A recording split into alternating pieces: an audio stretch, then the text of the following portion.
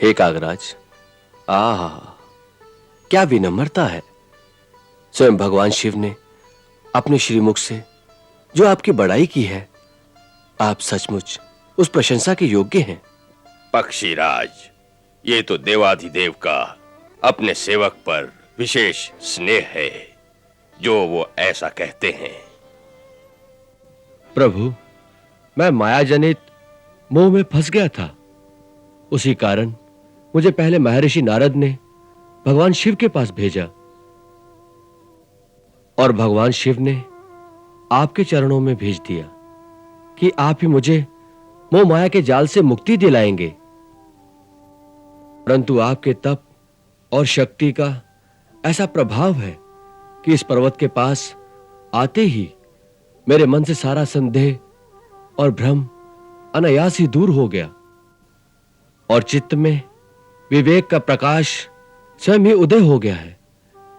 ये सब आप जैसे परम भक्त के पुण्य प्रताप से हुआ है।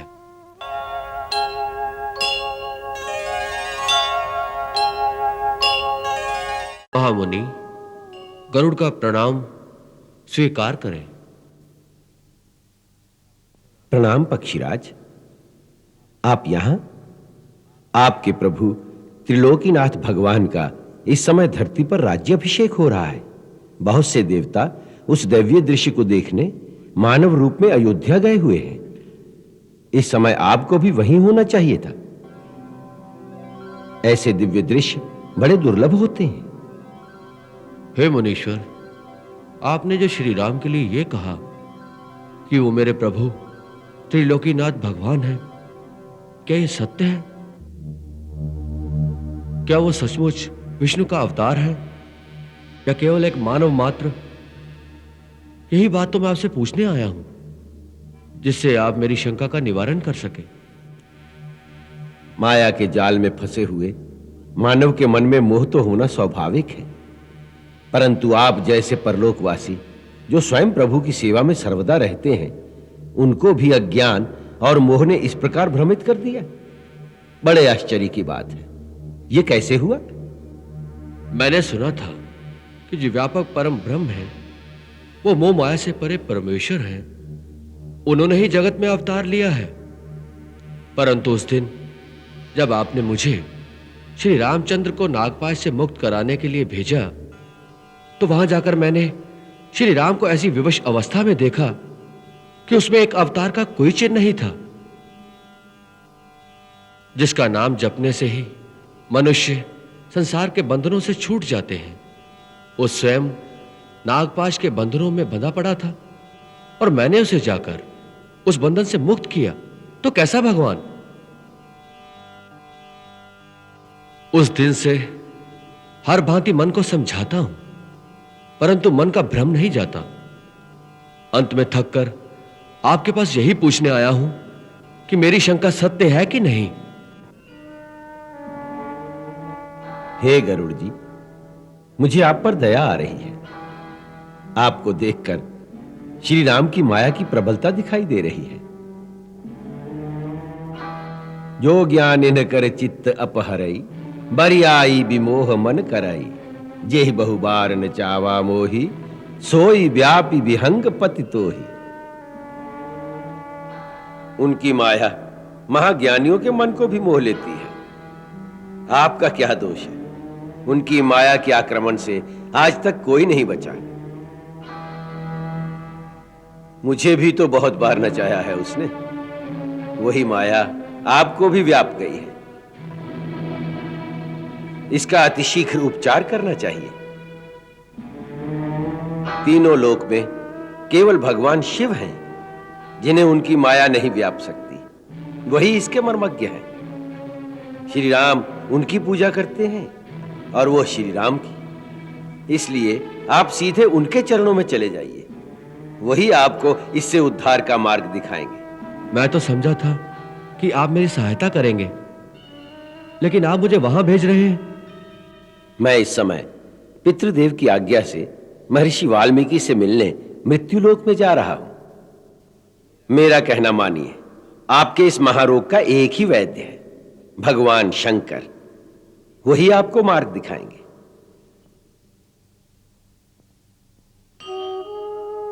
जो आज्ञा।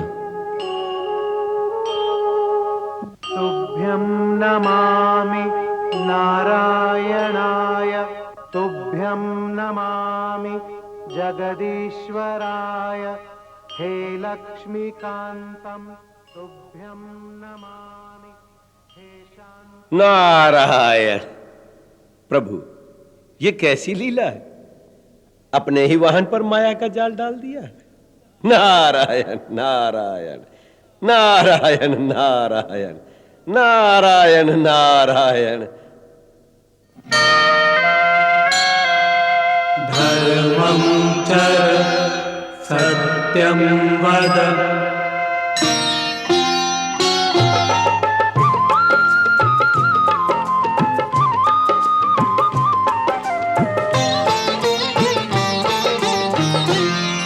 गरुड़ को हो गया रे अभिमान, गरुड़ को हो गया रे अभिमान।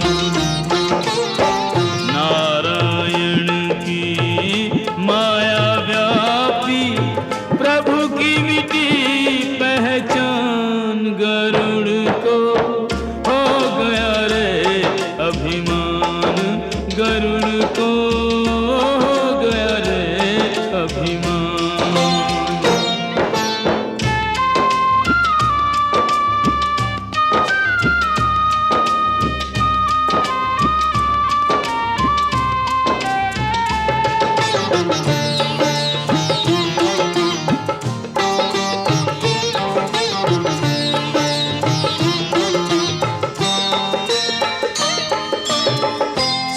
नारद के वचन उदारा, शिव पे ही गया भरम का मारा।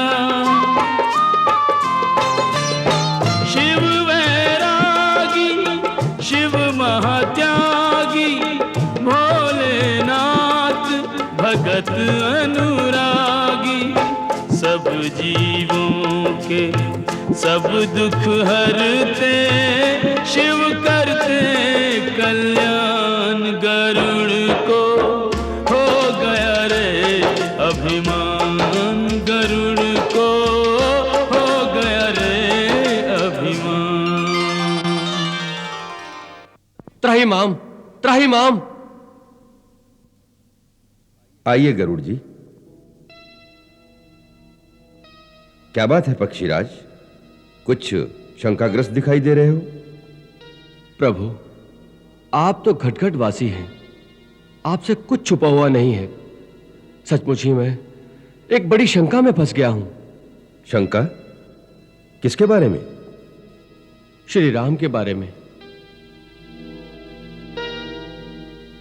अपने प्रभु के बारे में शंका कर रहे हो खगराज? यह विचार आपके मन में आया कैसे? भगवान, जब महर्षि नारद के कहने पर मैं श्री राम और लक्ष्मण को नागपाश से मुक्त करने लंका गया, तो वहां मैंने उन्हें बड़ी दीन अवस्था में देखा। नागपाश में बंधे मरनासन थे। जब मैंने उनका बंधन काटा, तब उनकी चेतना जागी। ये सब देखकर मेरे मन में यह प्रश्न उठा कि जिनका नाम लेने से प्राणी संसार के बंधनों से छूट जाते हैं, वही प्रभु एक तुच्छ राक्षस द्वारा नागपाश में बंधे पड़े हैं। जिनकी मुक्ति मेरे द्वारा हुई है, वो कैसा भगवान? बस प्रभु, तब से मेरे चित्त में शांति नहीं रही, इसलिए आपके श्री चरणों में आया हूं। मेरा पथ प्रदर्शन कीजिए, जिससे मेरे मन का भ्रम मिट जाए। यह भ्रम ही है आपके मन का पक्षीराज। प्रभु की माया बड़ी प्रबल है, वो बड़ों बड़ों को नचा देती है। उसी माया ने आपको अपने जाल में फंसाकर आपके विश्वास को भ्रमित कर दिया है। इसका उपचार शीघ्र कर लीजिए, वरना कई योनियों तक भटकते फिरोगे। मुझे नारद जी ने इसीलिए आपके पास भेजा है कि आप ही मुझे इस जाल से मुक्त करा दें। आपका रोग ऐसा है खगराज, जिसका उपचार एक दिन में नहीं हो सकता। इसके लिए दीर्घ काल तक निरंतर सत्संग की आवश्यकता है। ऐसा सत्संग जहां सदा राम कथा की गंगा अविरल बहती रहे। उसी राम कथा रूपी मंदाकिनी की लहरों में डूबकर आपको अपने प्रभु के चरणों में अटल अनुराग प्राप्त होगा। फिर आप माया के जाल में नहीं फंसेंगे। बिनु सत्संग न हरि कथा, तेहु बिनु मोह न भाग, मोह गए बिनु राम पद, होई न दृढ़ अनुराग। और सत्य तो यह है, मिली है न रघुपति बिनु अनुरागा, किए जोग तप ज्ञान विरागा। मुझे ऐसा सत्संग कहां प्राप्त होगा प्रभु? मैं आपको एक ऐसे स्थान पर भेजता हूं जहां नित्य निरंतर राम कथा ही गाई जाती है। सुमेरु पर्वत की उत्तर दिशा में एक बहुत सुंदर नील पर्वत है। उस पर्वत पर एक सुंदर छोटा सा सरोवर है। उसी स्थान पर आपको श्री राम के परम भक्त महात्मा काकभूषणी बैठे हुए मिलेंगे। वहां पर वो नित्य निरंतर राम कथा सुनाते हैं। बड़े बड़े देवता, गंधर्व, किन्नर, सिद्ध, ऋषि, मुनि वह पक्षियों के रूप में अथवा अदृश्य रूप में उस तीर्थ में आकर उनसे कथा सुनते रहते हैं। आप उनकी शरण में जाइए, कुछ काल तक उनका सत्संग करिए, आपका उद्धार हो जाएगा। जो आज्ञा प्रभु। कल्याण हो। तुभ्यं नमामि नारायणाय, तुभ्यं नमामि जगदीश्वराय, हे लक्ष्मीकान्तं तुभ्यं नमामि, हे शान्ताकारं। प्रभु, ये कैसी लीला है? ये स्वयं प्रभु के वाहन हैं। उड़ते हैं तो इनके पंखों से वेद ध्वनि होती है। ये भी माया के जाल में आ गए। हे भवानी, प्रभु की माया कितनी प्रबल है। देवी, पक्षीराज मेरी शरण में आए थे। मैं भी उनका कल्याण कर सकता था, परंतु मैंने जो उन्हें आगे भेज दिया उसके दो कारण हैं। पहला ये कि इन्हें अभिमान हो गया है। इनका अभिमान तोड़ना आवश्यक था। वो पक्षियों के राजा हैं और कौआ पक्षियों में निखित पक्षी माना जाता है, जिसे चांडाल पक्षी भी कहते हैं। सो जब पक्षीराज एक कौए के सामने नतमस्तक होकर भक्ति की याचना करेंगे तो उनका अभिमान स्वयं ही नष्ट हो जाएगा। दूसरा कारण ये, जिस शिखर पर महात्मा काकभूषणी का वास है उसके चारों ओर एक एक योजन तक प्राणियों में नास्तिकता, हिंसा, अज्ञान नहीं रहता। माया और अविद्या उस नील पर्वत के निकट आ ही नहीं सकती। गरुड़ जी जैसे ही काकभूषणी के प्रभाव क्षेत्र के अंदर जाएंगे तो उनके मन से माया, अहंकार, अज्ञान सब उसी क्षण दूर हो जाएगा। धर्मं चर सत्यं वद, गरुड़ का नहीं टूटा अभिमान, गरुड़ का नहीं टूटा अभिमान। नीलगिरी की ओर चला रे शिव का कहना मान, गरुड़ का नहीं टूटा अभिमान, गरुड़ का नहीं टूटा अभिमान।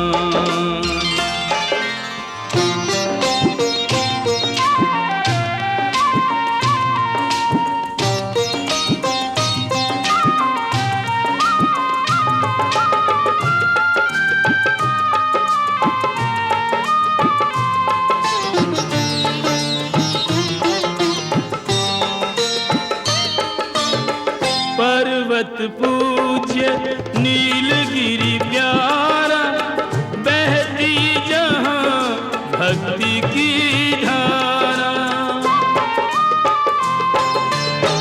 नित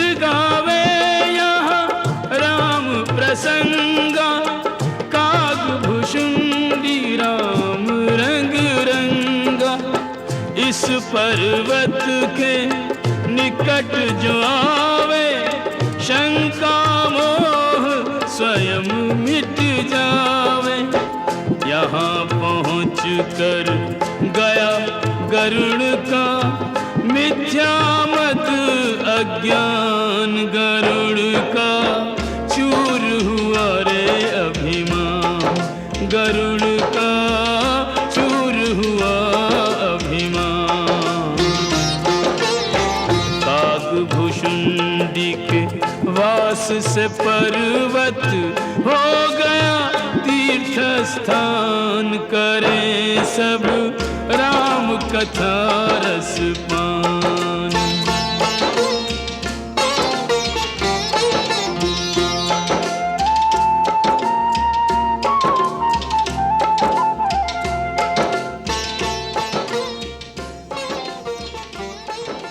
प्रणाम कागराज। अरे अरे पक्षीराज, ये क्या? आप तो हमारे राजा हैं। स्वामी, आप आसन ग्रहण करें और मुझे आज्ञा दें कि मैं आपकी क्या सेवा करूं।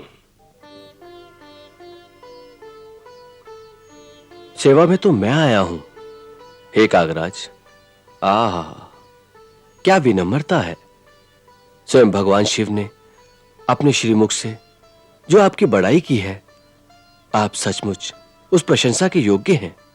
पक्षीराज, ये तो देवाधिदेव का अपने सेवक पर विशेष स्नेह है, जो वो ऐसा कहते हैं।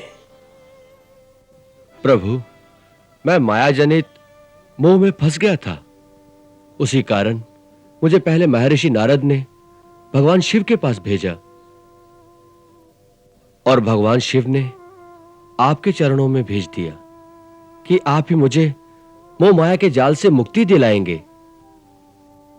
परंतु आपके तप और शक्ति का ऐसा प्रभाव है कि इस पर्वत के पास आते ही मेरे मन से सारा संदेह और भ्रम अनायास ही दूर हो गया और चित्त में विवेक का प्रकाश स्वयं ही उदय हो गया है।